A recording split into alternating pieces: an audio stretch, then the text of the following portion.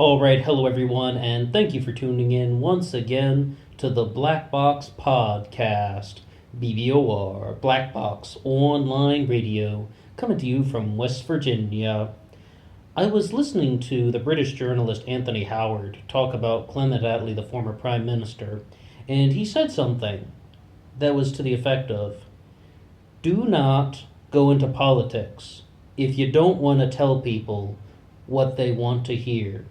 So let's keep that in mind for today's discussion, because we're going to be exploring a lot of things related to Stefan Molyneux. And before we get into anything, I just have to say that there are people out there who make stuff up, who fabricate things, who put out dishonest and misleading information just so they can have a following, and not only just for the sake of popularity, but also for profit.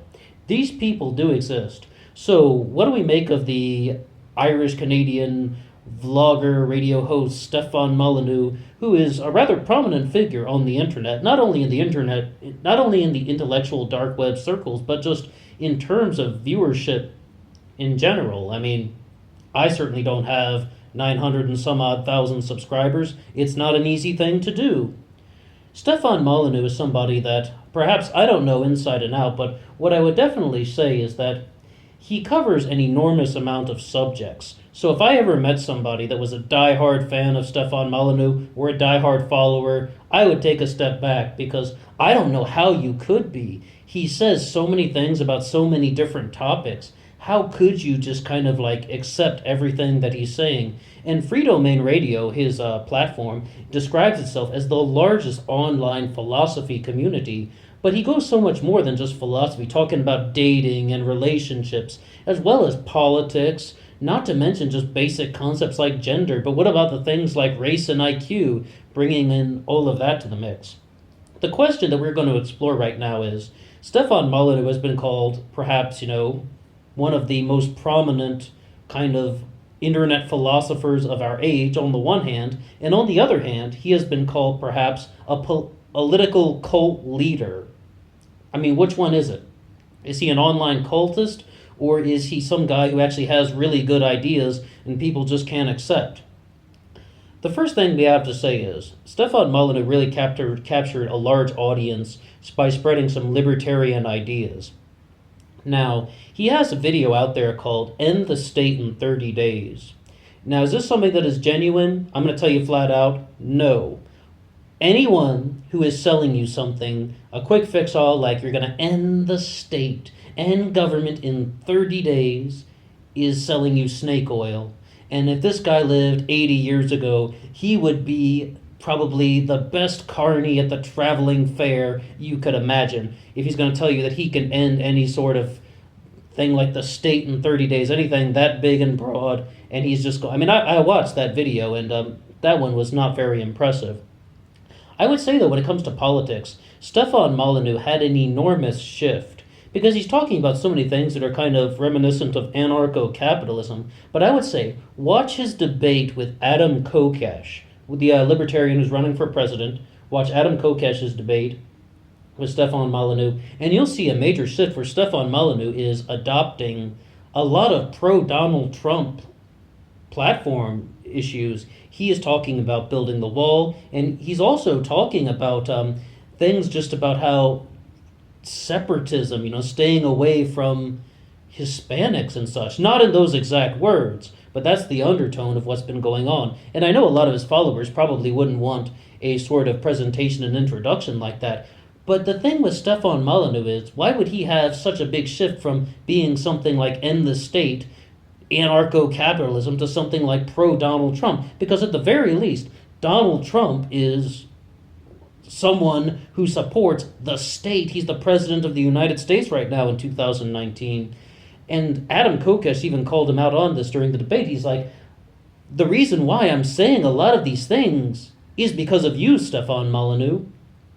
So you got some libertarian guy who's kind of saying things that are a little bit more pro-Trump. Why? By his own admission, Stefan Molyneux is a guy who says that he studies the data. He studies the analytics. He is someone who just looks at how everybody is buying things and selling things, and he looks at what people are watching and what videos are people into and what radio content are people into. He studies the analytics, and he only has to be one small step further to see that Stefan Molyneux is studying the trends and learning what people want to hear. Anthony Howard at the beginning. It's just like that.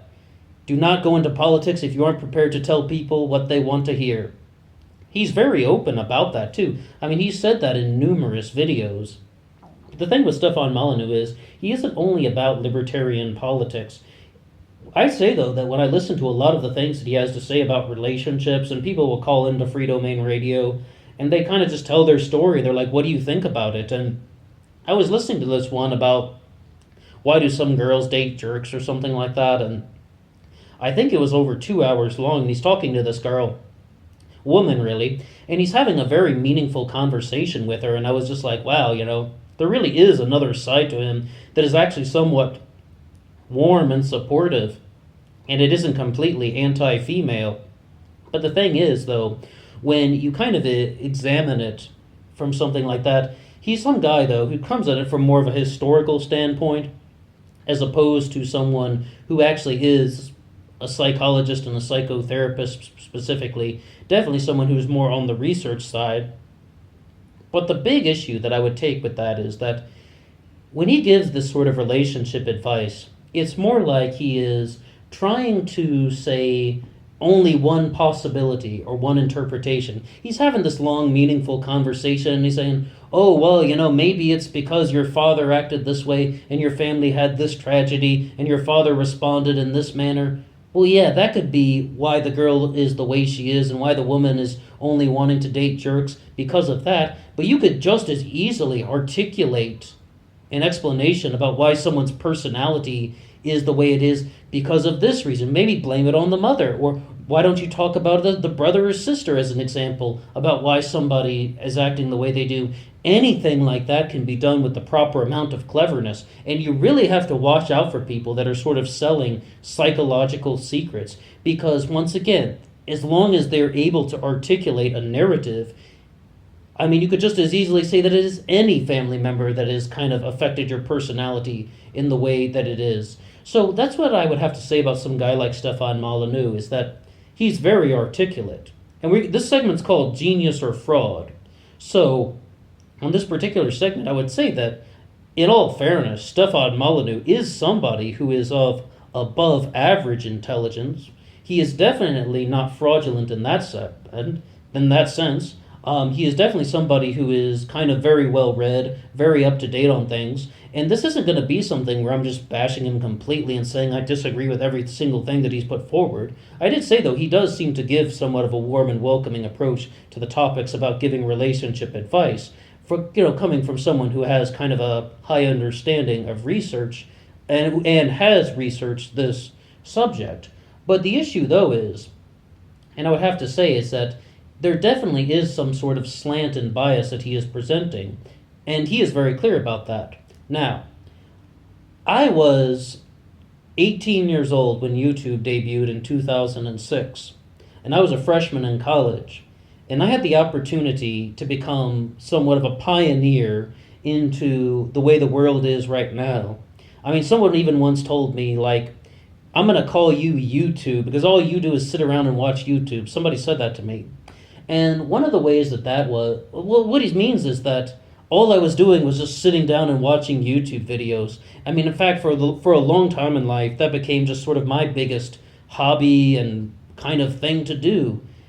And that's the way many people are. Instead of going out and interacting with other human beings, we sit at home and listen to things on YouTube and watch YouTube. And Stefan Molyneux is very good at attracting people in and pulling people into his channel. And it's so emotional. And these are the things, though. You talk about the stuff like relationships and the differences between men and women. Jordan Peterson is very good at this as well. I was watching some Jordan Peterson stuff recently, and I'm like, that stuff's like crack. You just can't stop watching it. Because they're talking about things that are relevant to every single person. This is what happens when you are in a relationship. This is what happens when you're male or female. This is how the male and female brain work. And it's like, You can't stay away from that stuff because no matter who you are, you have some sort of first-hand connection to it. I mean, you have a brain and a body, and they talk about all these things, and it pulls you in. And Stefan Molyneux is very good at pulling people into that, almost too good to the point where, once again, things really become sort of cult-like once they demand submission and obedience, and you're supposed to follow them, as opposed to evaluating the information and questioning them and challenging them and pushing back. But, let's digress from that. When you want to kind of really get into some of the kind of more specific topics, Stefan Molyneux has received a lot of criticism for being anti-female as well as anti-race. He's all about the race and IQ stuff. One area where I would take an absolute exception is he's kind of saying just stuff like, in Somalia, in Africa, the average IQ of the nation is 68, and to quote him, forgive me because I don't like using this word, he said, the majority of Somalia is mentally retarded. That is just one of the absolute most fictitious statements you're ever going to hear. No, the average IQ of Somalia is not 68. No, Somalia is not a mentally retarded country. Somalia is a leading pioneer in African education. Do some Google searches on the universities in Somalia. Look at some of the developments that they're making in Hargeisa and in the stable areas of Somaliland. It's just like, that is just blatantly false. And it's just like he's carrying on with this fictitious narrative about race and IQ. And the thing is that, that would be something where I believe that either he's getting very, very lousy information, or maybe he is slanting that one intentionally. But once again, you do some simple research, you have some first-hand connection with that subject, and you would know that that's just not a plausible statement. It's definitely some misleading things. But the reason why, we have this guy like him rise to fame is he studied the data and analytics, and he learned how to pull people into a YouTube audience. And he learned how to kind of manipulate the system. Once again, above average intelligence, that's definitely the case. Is he a fraud? Is it fair to say that Stefan Molyneux is a fraud? No, I wouldn't say so. Because what I think that we have with Stefan Molyneux is perhaps a more common characteristic of somebody who takes things that he genuinely believes and mixes it with far-out, wacky ideas. Now, listen to that very closely, because I used to think that was mixing the facts with the falsehoods, and I used to use that as an expression. Perhaps I've even mentioned it on this channel. But what it really is you're mixing the facts with far-out, wacky ideas, because it could just be sort of something theoretical, something abstract. It's not necessarily a false statement. It's just more about like how marketing something like the anarchist method of anarcho-capitalism is such a good thing because of this, this, and this. Far-out, wacky ideas. And very clearly, he is looking at the data and he's telling people what they want to hear. And then they say, wow, this guy is smart. Before we get to confirmation bias, let me tell you, there must be some name for it. But confirmation bias is when you find things that support what you believe in and you seek out only what supports what you believe in. But it's before that. It's when you selectively and actively choose a source that you know is going to give you what you want to hear. And then you listen to that guy and then you're like, yeah, that guy's pretty smart. We all do this. I'm guilty of this. And definitely the people who just only listen to one side of the aisle or just part of the spectrum, or they only get their news from one source, the person is telling them something that they're most likely to agree with. And it's before confirmation bias, because the listener actively chooses to find something that they know is going to support their confirmation bias. And Stefan Molyneux is very good at that. He's very good at making himself that person. A quick follow-up, just to kind of conclude. Some things where I thought he did very poorly. His episode on Aristotle, absolutely biased and one-sided because, the way he represents Aristotle, as well as talking about things like Voltaire, it's just championing materialism. Furthermore, this is the guy that said that the foundation of science is skepticism. I don't think so. The foundation of science is exploring the unknown, skepticism comes a little bit later. Where is the optimism? Where is the pathway to love in this guy? I mean, for some guy that gives a lot of relationship advice, but once again, the relationship advice he gives isn't so bad, and it's not necessarily wrong. It's just that it's interpretive, and it's just a very single interpretation.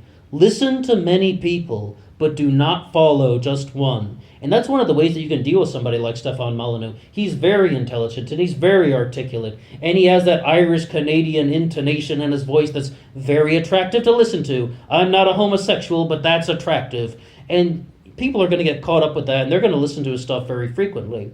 But the thing that we want to kind of always be aware of is there are people out there who do fabricate things just to get a following. And there are people out there who fabricate things so that they can be the person with the microphone surrounded by applauding individuals. And they also get money out of this.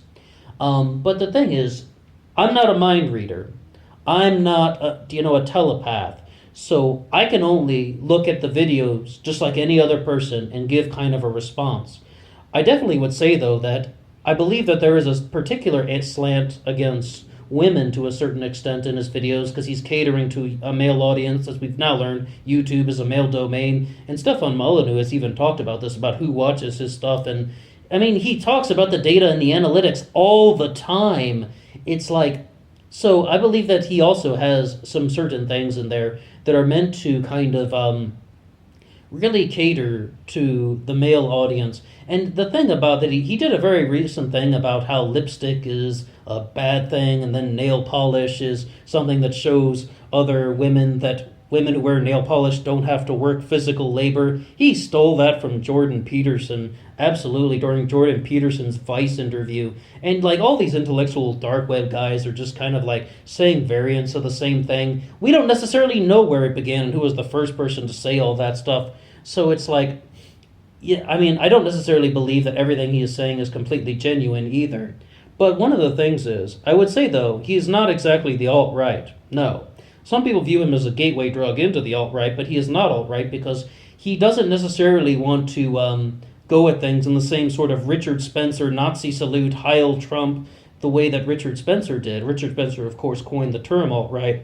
So Stefan Molyneux is kind of in a different category, and a lot of people are viewing the IDW, the intellectual dark web, as just the gateway drug into the alt-right, and it includes some outsiders as well that aren't in the IDW, like perhaps Lauren Southern would be one of the major ones, or even someone very mild like Dave Rubin. I mean, Dave Rubin is certainly not alt-right, he is gay and Jewish, and he wouldn't be welcome there for a second. But when we're getting back to Stefan Molyneux, he is kind of a personality that is very good at captivating people. One point where I would agree with him is that the way he sort of did the Elliot Rodger video, I thought that it was actually done somewhat in a respectful manner. He was just like, and he talks about one thing about not really commenting on any of the victims or their families. And one of the reasons why you should do that after a mass shooting is people are like, why do they always talk about the shooter and not the victim? You just give the respect to the families. Let them mourn the tragedy in their way. Like, let them have their peace. Do not say a word about them. They've gone through something horrible. They've lost a loved one. Let them have their peace. And that's one of the reasons, I mean, that's something that needs to be reiterated a little bit more. Because people are always wondering, why do we glorify the shooter and not talk about the victims at all? Well, that's a reason why. Let them have their peace. I'd recommend watching that Elliot Rodger one. However, that one's pretty dense. But, that's just one of the things that he did recently that was, no, not recently. That's one of the things I watched recently. That was from 2014, the Elliot Rodger incident, the Isla Vista shooter. Stefan Molyneux is someone who could perhaps only grow on the internet. I think he's going to just try and, though, follow the trends. And this could be one of the things that we could notice. Let's look at the political climate and see which way he goes. Is he going to stand by his own platform that he was saying? He's going to be saying the same stuff that he did 10 years ago? Or is he going to be saying, some new things that are just current? Is he going to kind of just follow the political climate because he knows he can manipulate viewership that way? But what I would say about him is, am I going to get this right? freedomainradio.com/free books. Is that the name of it? I mean, he says that all of his books are available online for free. That's a good thing. It really is, though. I mean, it's like, it's a way to kind of, I mean, free books are a good thing. I absolutely download free books all the time.